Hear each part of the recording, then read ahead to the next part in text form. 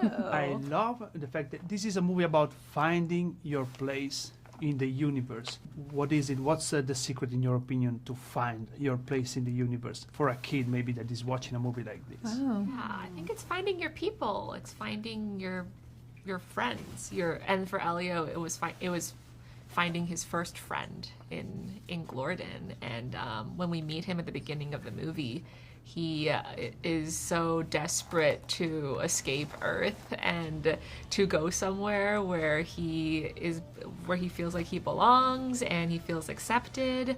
But like any way to kind of cure his loneliness and sense of isolation. And it isn't until he goes like into space, goes on this crazy space adventure, that he realizes that this whole time he just needed to make a genuine connection with someone. He needed to make a friend. And he does, with Glorden. Mm-hmm. Yeah. And it's funny because you said that when you were ending this project, it was like you were ending a box of toys and you had to make the best out of it. Yeah. Can you tell me more about it? Yeah. I mean, when we joined the project, already the world was built, the communiverse was built, the cast of aliens was built, and I remember we almost got toured through the communiverse, kind of like Elio does in the film, where our effects supervisors were taking us like, okay, here's this disc, here's the ice disc, and I remember thinking like, oh my God, this place is huge. How are we gonna shoot this? This is incredible. And it did feel like we were gifted with just this array of, creative characters, and it was kind of up to us of how do we feature them the best way that we can, that really lets them shine and lets their personalities come through. Yeah. It's like we went from the outside in. Yeah.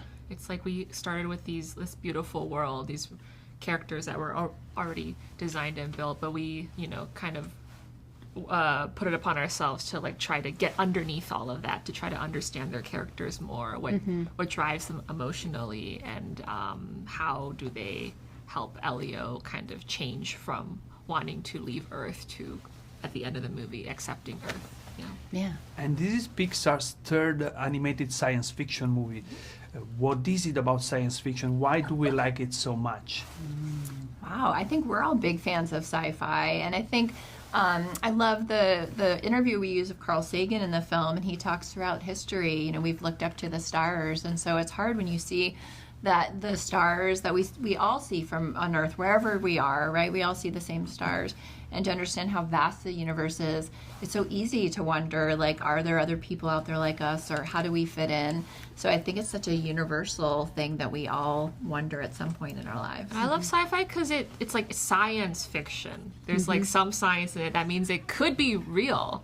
Like it could be possible. There could be a communiverse out there, and that's really fun to think about. It just like stirs up so many like images and ideas, and it stirs your imagination just thinking about like what could actually like realistically be out there.